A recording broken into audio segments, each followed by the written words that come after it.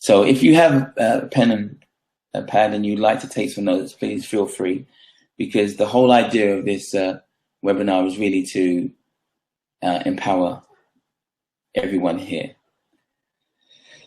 So these are the 5 areas. I hope you can see that on your slide. I call them the 5 pillars. And they are financial, your financial state, in terms of what you do for money, how you show up in the world and how the world serves you, not what job you do or how much money you have in the bank. Your mental state, as we've just been speaking, your social state in terms of your relationships, not just with other people, but with yourself. Your physical state in terms of how you look after your body, and your spiritual state. And as you can see today, I have highlighted the mental state because I don't have enough time to talk about all of the pillars. And so I'm just going to focus on this one in particular, because I think it's one of the key things, one of the key pillars to focus on. You know, a wise man once said, I heard a saying that says, change your thinking and change your life. And that's why I want to focus on this one today, because literally, if you can change your thinking, you can change your life. And as a result of this webinar, I hope that this may actually be how and what you come away with from this webinar. That the idea that you can change your life by changing your mindset. So, how can changing your mindset 100% guarantee success in life? And to share that, I want to share something that my mentor mentioned to me many years ago, and I think it's relevant here. And it's a saying that he said, that it matters not what happens to you. What matters, and I think here it is on the slide, it matters not what happens to you. What matters is the meaning that you give to what happens to you, which is the result of your mindset, of course. But think about that for a moment, and I'll show you how that statement literally saved my life. It matters not what happens to you. What matters is the meaning that you give to what happens to you. And I'll just give you an example of what I mean to just kind of illustrate that. So if I was to take you, well, in fact, I'll give you this example.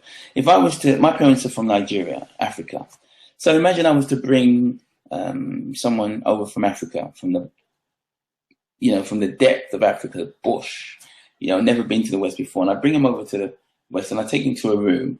And in this room, there's lots of weights. And I'm asking this person to lift these weights and I'm putting them through some real strenuous, arduous work. And they're sweating and it's, and they're looking at me puzzled, like I'm just making them work out and all their muscles are hurting. And then after about 3 hours, take them home and then give them some food. And then the next day we go back. But this time, as we go back into the room, I say to the person, the doctors told me that, that you're really undernourished and that, your life you're so poorly in your health that unless you do exercise and build up your muscles, you're going to die. And so this room that I'm taking you into is a gymnasium, and we're going to work out.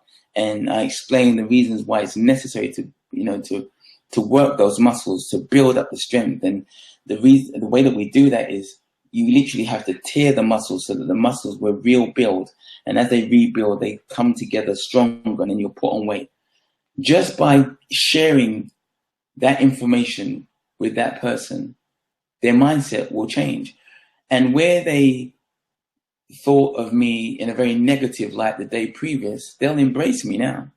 Not only that, they will probably be able to go into the gymnasium and do work that they, be able to do exercises and lift weights that they probably weren't able to do the day before. That is the power, ladies and gentlemen, of your mindset.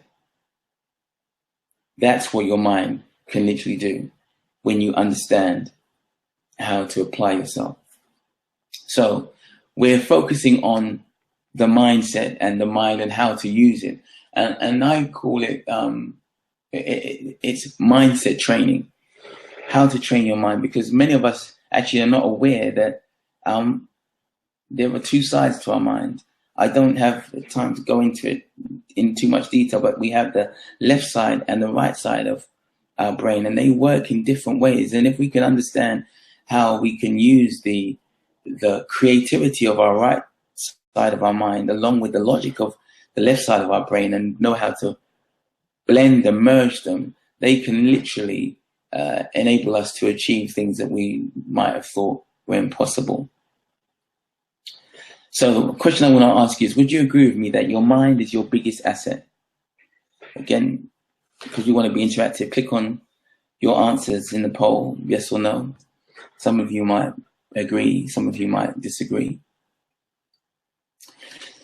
Okay, thank you for that. So then let me ask you another question. What budget have you set aside to develop your mind in 2016?